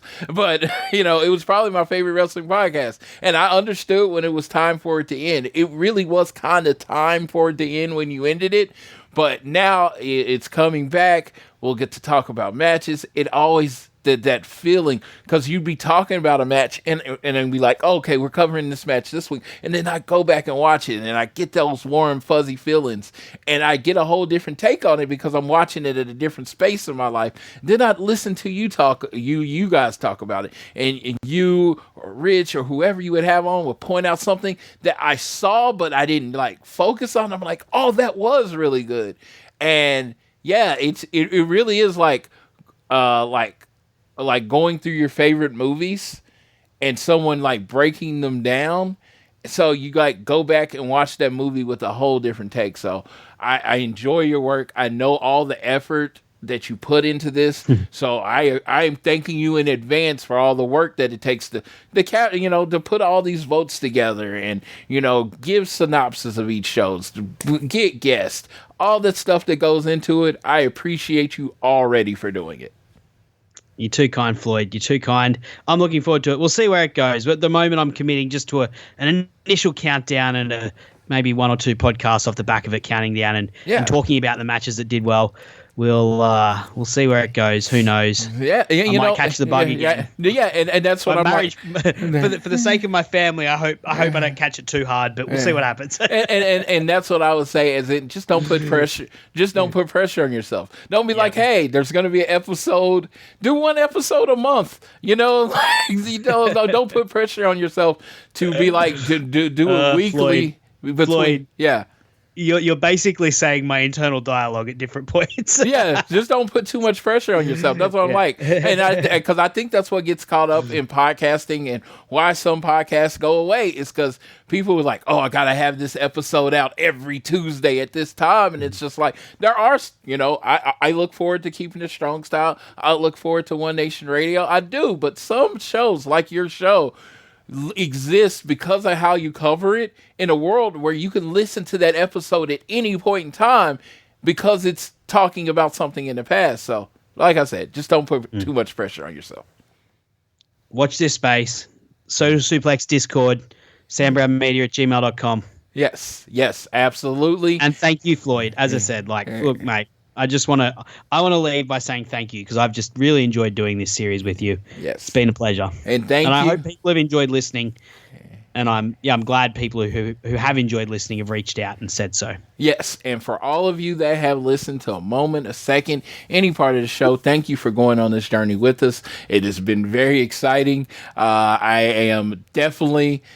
I'm definitely not necessarily podcast out, but, commitment out it right now. So I am okay with not having the extra commitment every week, even though I did love talking to Sam. It's just like, oh, you got to edit the show. You got to record it, blah, blah, blah. It's like, oh, yes, I'm just going to message Sam random shit on Facebook Messenger in the middle of the night now. And then, we'll have many episodes that way. But it's been fun. It's been real. And I will leave you how I always leave you, whether it is home, work, or school. Always do your best to be elite.